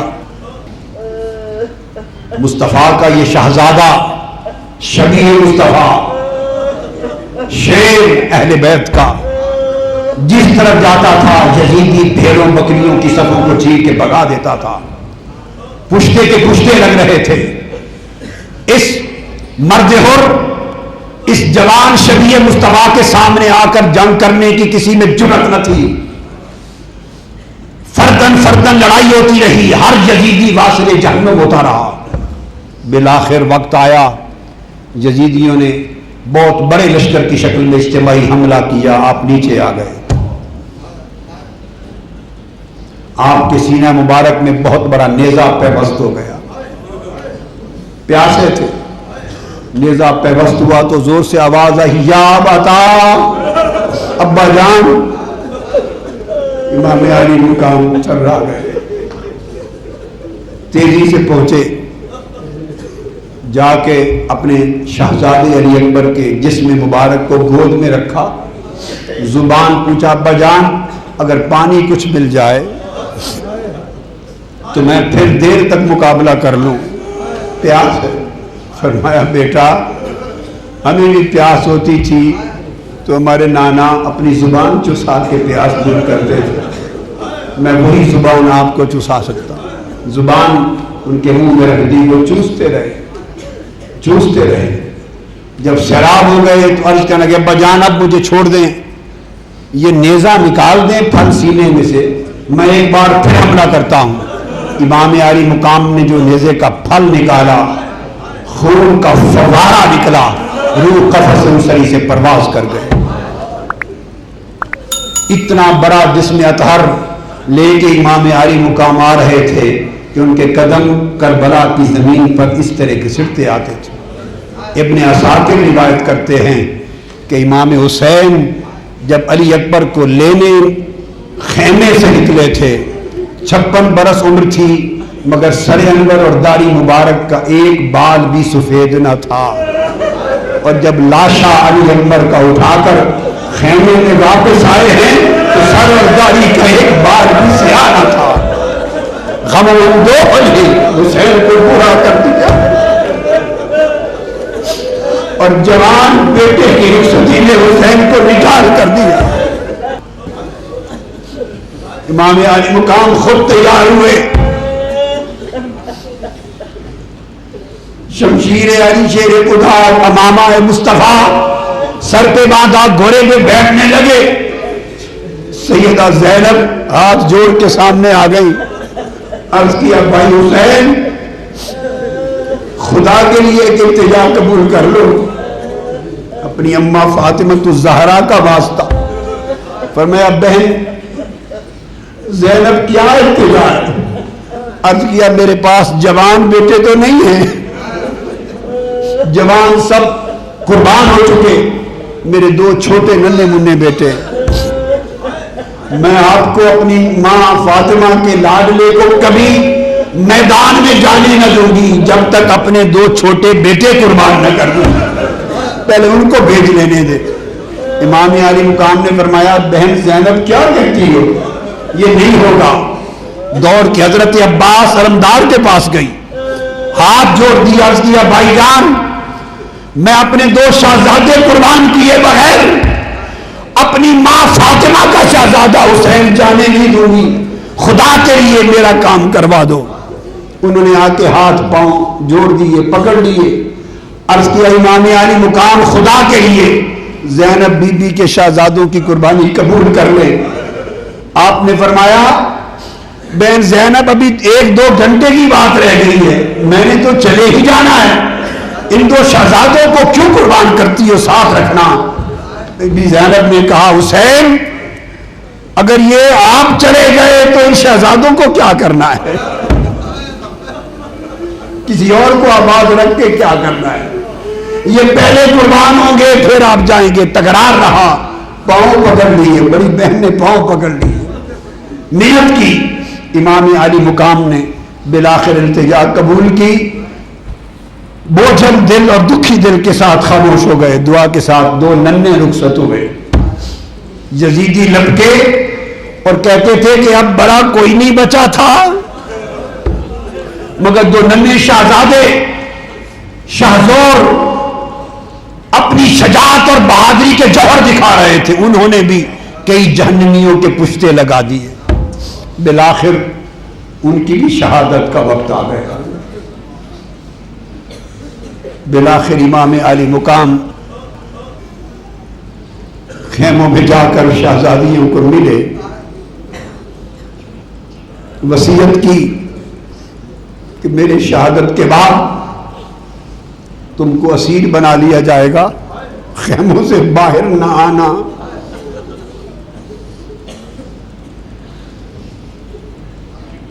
اور صبر اور استقامت کے ساتھ اپنے نانا کے دین کی لاج جھنڈا بلند رکھنا۔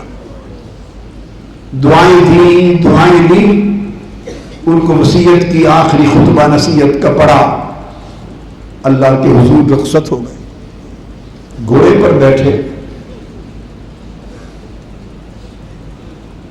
گھوڑے کو ذوالجناح کو اشارہ کیا چلے، مگر وہ نہیں چلتا. اس کی لگام کھینچی، وہ نہیں چلتا. ایڑیاں ماری، وہ نہیں چلتا. زور سے لگام کھینچی، نہیں چلتا. جب لگام کھینچتے ہیں تو گھوڑا ذوالجناح نیچے کی طرف دیکھتا ہے.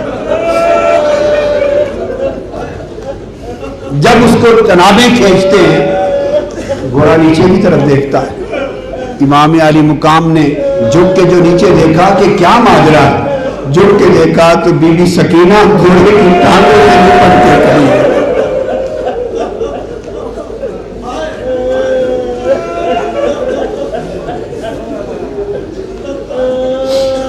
گھوڑے کی ٹانگوں سے لپٹ کے کھڑی، گھوڑے سے میٹھی میٹھی زبان میں فرما رہی ہیں ذوالجناح ادھر جو گھوڑا بھی کسی کو لے کے گیا ہے پلٹ کے نہیں آیا، میرے بابا کو نہ لے جا، میں تو رات ان کے بغیر سو نہیں سکتی، ان کے سینے پہ لیٹتی ہوں. اگر آج میرا بابا پلٹ کے نہیں آئے گا تو میں سوؤں گی کہاں؟ گھوڑے سے ہم کلام ہیں. امام علی مقام اتر آئے، ان کو سینے سے لگایا، پیار کیا، اٹھا کے بی بی زینب کے سپرد کیا کہ زینب بہن یہ سکینہ میری امانت ہے، اسے میرے پاس سینے سے لگائے رکھنا. امام علی مقام رخصت ہو گئے. زندگی کا حق ادا کر دیا، تو نے امامت کا حق ادا کر دیا.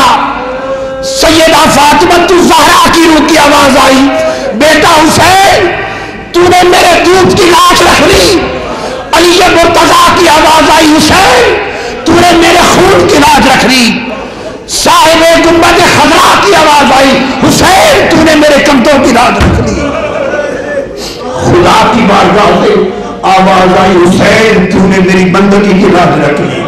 لوٹا قدسیان فلک کو تجھ پہ فخر ہے، امامت کو تجھ پہ فخر ہے، ولایت کو تجھ پہ فخر ہے، ابدیت کو تجھ پہ فخر ہے، بندگی کو تجھ پہ فخر ہے، تقویٰ کو تجھ پہ فخر ہے، قیادت کو تجھ پہ فخر ہے. اے حسین ابدیت کو تجھ پہ فخر ہے، اور حسین عبادت کو تجھ کو فخر ہے، اور آج سجدے کو تجھ پہ فخر ہے، اور حسین آج خود خدا کو تجھ کو فخر ہے. امام علی مقام کی شہادت کے ساتھ داستان کربلا ختم ہو گئی. اندھیرا چھا گیا، اندھیرا چھا گیا. نصیحت رات کی نٹھال بی بی فاطمہ نے آواز دی، سکینہ سکینہ. بھائی کی نصیحت تھی سکینہ کو سینے سے لگائے رکھنا. سکینہ کا جواب نہیں آتا. ایک خیمے میں دوسرے میں گئی، تیسرے خیمے میں گئی، خیموں کو آگ لگی ہے. کہ ادھر لاشوں کے پاس نہ ہو، بھائی علی اصغر کے پاس نہ ہو، بھائی علی اکبر کے پاس نہ ہو، قاسم کے پاس نہ ہو، کہیں نظر نہیں آتی سکینہ. اندھیرا چھا گیا، پریشان دیوانہ وار دوڑ کے نکلتی، دور جا کے دیکھتی ہے امام علی مقام کے جسد اوپر کے جسد اقدس کے اوپر ڈھیری سی ہے، اندھیرا ہے. قریب جا کے آواز دی، قریب جا کے آواز دی. آواز دی تو حضرت سکینہ امام حسین کے منہ کے ساتھ منہ لگا کے ان کے سینے پہ لیٹی پڑی اور پوچھتی ہے، بابا اب بھی روزانہ مجھے رات سلانے کے لیے آئیں گے؟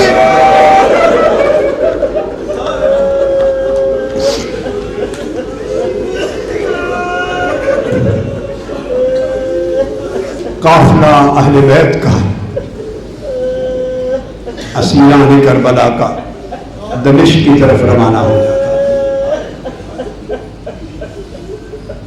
مقدس سر شہیدان کربلا کے نیزوں پر ہے، کجاووں پر بیبیاں شہزادیاں مصطفیٰ کی رسول کی بیٹیاں ہیں. قافلہ جا رہا ہے. اور تھوڑی تھوڑی دیر کے بعد جب سر حسین نظر آتا ہے سکینہ کی چیخیں نکل جاتی، بابا کو بلاتی ہے، پھر روتی۔ اس کجاوے والا جو تھا اس نے 2-3 بار سختی سے ڈانٹا، حضرت بی بی سکینہ کو ڈانٹا کہ چپ کرو، آپ پھر رو پڑتی۔ جب آپ کا رونا بند نہیں ہوا تو اس ظالم بدبخت نے حضرت بی بی سکینہ کا بازو پکڑ کر کھینچ کر اونٹ کے کجاوے سے نیچے پھینک دی۔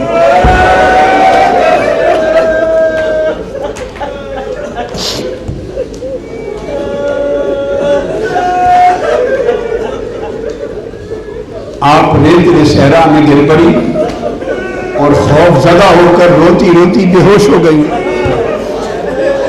اہل قافلہ کو خبر نہیں تھی، وہ چلتا رہا۔ بہت دیر گزر گئی، جب ہوش میں آئی تو دوڑی، قافلہ نظر نہیں آیا۔ آواز دیتی ہے، کبھی بابا کبھی پھپھو، بی بی زینب کو آواز دیتی ہے۔ دیر تک دوڑتی رہی، ایک پیاس، کئی دنوں کی نڈھال، بچپن، غم، قافلہ نہیں ملا، اندھیرا چھا گیا، پھر گر پڑی، پھر بے ہوش و غش کھا گئے۔ جب پھر غش کھا کے بے ہوش ہو کے گری، قافلہ آگے جا چکا تھا تو نیزہ جس پر سر حسین تھا وہ لرز کر زمین پر آ گرا۔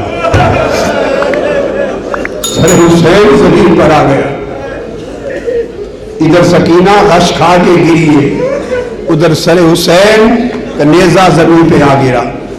نیزہ اٹھانے والا شخص جھکا اور اس نے کوشش کی کہ اٹھاؤں، مگر سر حسین اٹھتا نہیں ہے، اٹھتا نہیں۔ وہ پریشان ہوا، قافلہ رک گیا۔ کسی نے پوچھا کہ قافلہ کیوں نہیں چل رہا آگے؟ اس نے کہا امام حسین کا سر نیزے کے ساتھ زمین پر گر پڑا ہے اور اٹھایا نہیں جا رہا۔ یہ بات امام زین العابدین تک پہنچی، امام سجاد تک پہنچی۔ امام زین العابدین نے حضرت سیدہ زینب سے کہا، پھوپھو جان، یہ جو بابا کا سر انور اٹھایا نہیں جا رہا، آپ ذرا اہل بیت کے شہزادوں شہزادیوں کی گنتی تو کریں کہ کوئی بچہ تو کجاوے سے نہیں گر گیا، کوئی بچہ تو کجاوے سے نہیں گر گیا۔ حضرت سیدہ زینب نے ایک بچے کا نام لیا، بچی کا نام لیا، جس کا نام لیتی وہ لبیک کہتے، شہزادہ شہزادی تو پتہ چل جاتا، پھر دوسرے کا لیتی لبیک، تیسرے کا نام لیتی لبیک۔ جب سکینہ کا نام لیا تو جواب نہیں آیا، بار بار سکینہ کا نام لیا، جواب نہیں آیا۔ آپ کو اندازہ ہو گیا کہ سیدہ موجود نہیں ہے، بے بس ہو گئی، حالت اضطرار میں اونٹ سے نیچے چھلانگ لگا دی اور دیوانہ وار پیچھے صحرا کی طرف دوڑ پڑی، اور سکینہ کی آوازیں دیتی رہی، دوڑتے آوازیں دیتے صحرا میں دور چلی گئی، بہت دور، جہاں سیدہ سکینہ غش کھا کے بے ہوشی کے عالم میں گری پڑی تھی۔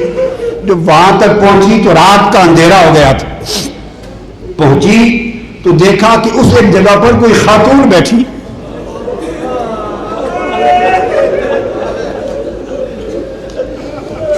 جب آگے پہنچی تو دیکھا خاتون نے سیدہ سکینہ کو گود میں لیا ہوا ہے۔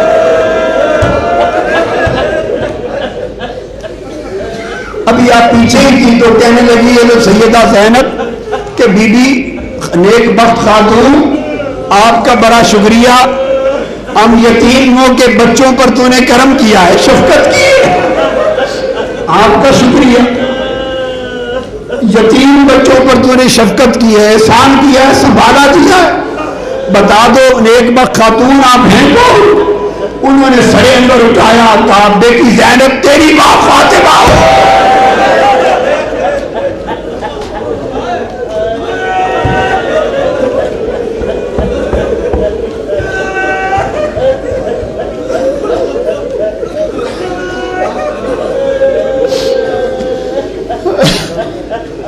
بیٹی زینب تیری ماں فاطمہ،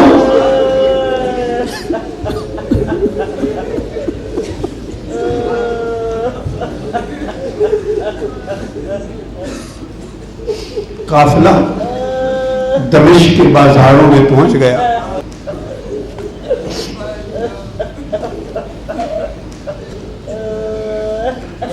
دمشق کے بازاروں میں پہنچا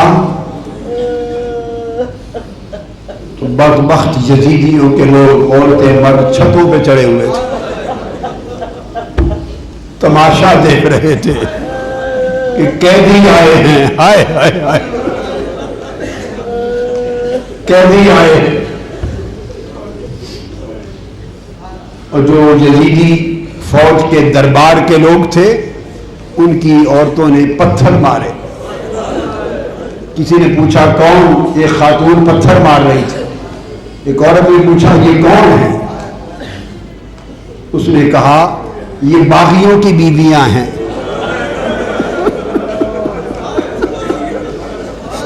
یہ باغیوں کی بیویاں اور بچے آئے ہیں. ایک شخص ساتھ کھڑا تھا، ان کا نام تھا سہل. وہ بول اٹھا، اس نے کہا بدبختو، یہ باغیوں کے بچے نہیں، رسول کے شہزادے شہزادیاں ہیں.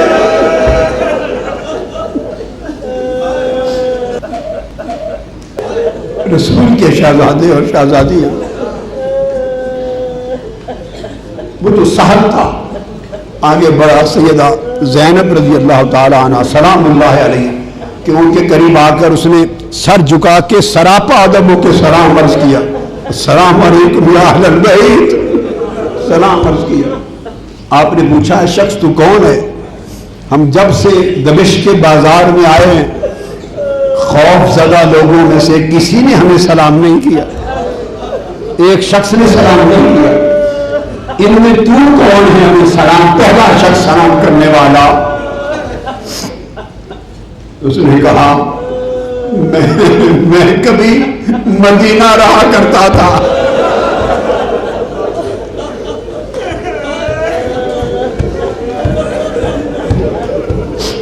مجھے اہل بیت محمد کا حال معلوم ہے،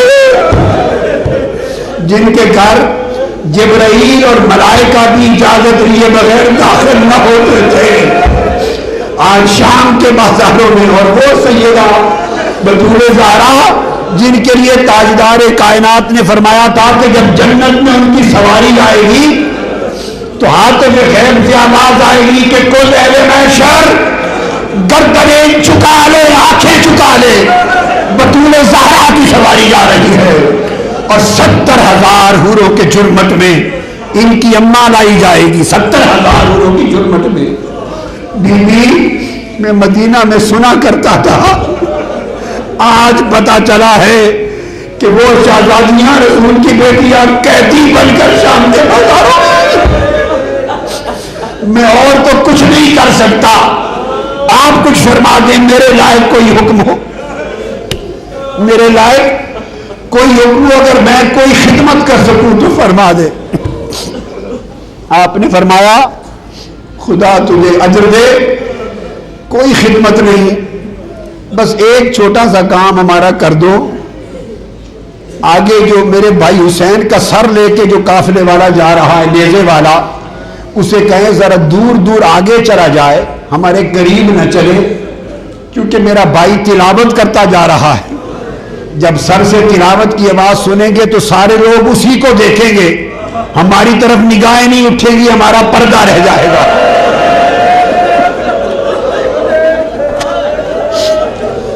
سب لوگ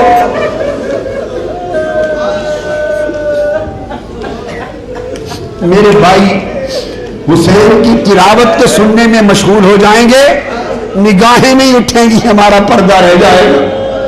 وہ دوڑ کے گیا، اس نے اس نیزے والے سے کہا، اس نے جھڑک دیا، اس نے بات نہیں مانی. جب اس نے جھڑکا اور تلخی ہو گئی، بات نہیں مانی، تو اس سہل کے ساتھ ایک اس کا دوست تھا، وہ عیسائی تھا، مسیحی اور مذہب تھا، عیسائی دوست، اس کے پاس تلوار تھی، یہ خالی ہاتھ تھا. اس نے جب حسین کی زبان سے قرآن کی تلاوت سنی اور منظر اسیران کربلا کا دیکھا، اس کا سینہ چمک اٹھا. اس نے وہی تلوار نکالی اور پڑھا اشہد ان لا الہ الا اللہ واشہد ان محمد رسول اللہ، کلمہ پڑھا اور یزیدیوں کے ساتھ اس نے جنگ شروع کر دی۔ اس نے کئی یزیدی واصل جہنم کیے۔ جب واصل جہنم کیے تو ایک بگدڑ سی بچی، ایک شور ہوا۔ حضرت بی بی سیدہ زینب نے حضرت اس سال سے پوچھا یہ کیا ماجرا ہے، کیا ماجرا ہے، شور کیوں ہے؟ اس نے کہا بی بی میں نے اس کو جا کے بات کہی، میں خالی ہاتھ تھا، میری اس نے نہیں مانی۔ میرا ایک دوست ساتھ تھا، وہ عیسائی تھا، اس عیسائی کو غیرت آ گئی، اس نے کلمہ پڑھا اور وہ تلواروں سے ان سے انتقام لے رہا ہے۔ بی بی زینب یہ بات سنی، چیخ نکل گئی اور اونٹ کے کجاوے پر سوئے مدینہ چہرہ کر لیا، گنبد خضرا کی طرف چہرہ کر کے پکار کے کہنے لگی نانا جان آج شام کے بازاروں میں آپ کی امت میں سے کوئی ہمیں بچانے والا نہیں، آج غیر مسلم عیسائی ہے اٹھا کے ہمارے لیے لڑتا پھرتا ہے۔